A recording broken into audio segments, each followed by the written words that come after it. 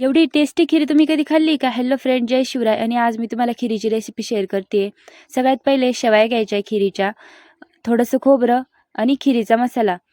पातेल्यात तूप टाकायचं आणि शेवया परतून घ्यायच्या.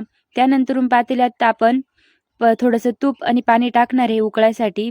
पाणी उकळल्यानंतर आपण त्याच्यामध्ये दूध टाकणार आहे. तोपर्यंत मी इथं गूळ कापून घेते. पाणी पण उकळलं की लगेच त्याच्यात दूध टाकायचे. आपल्याला जेवढ्या क्वांटिटीमध्ये पाहिजे तेवढं आपण टाकून घ्यायचे.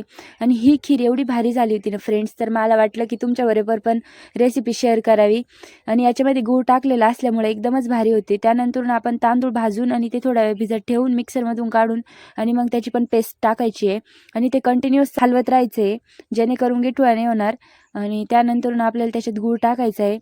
तुम्ही तुमच्या टेस्टच्या अकॉर्डिंग गूळ घेऊ शकता, कमी जास्त करू शकता. दूध आणि गूळ एकत्र टाकल्यामुळं दूध फुटतं, पण आपल्याला पाणी आणि दूध एकत्र उकळून घ्यायचं आणि त्यानंतरूनच त्याच्यात गूळ टाकायचा आहे. नाहीतर मग खीर पूर्ण फुटून जाते. तुम्ही ते लक्षात ठेवा की उकळी आल्याशिवाय गूळ टाकायचा नाही.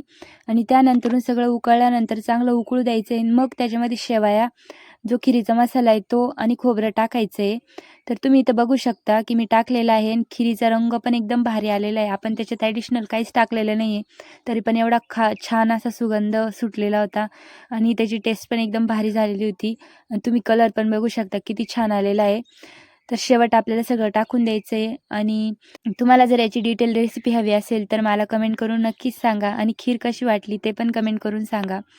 आवडली असेल तर लाईक, शेअर अँड फॉलो नक्कीच करा. Thanks for watching. Keep supporting. Bye bye. या खीर खायला एकदा नक्कीच बनवून बघा.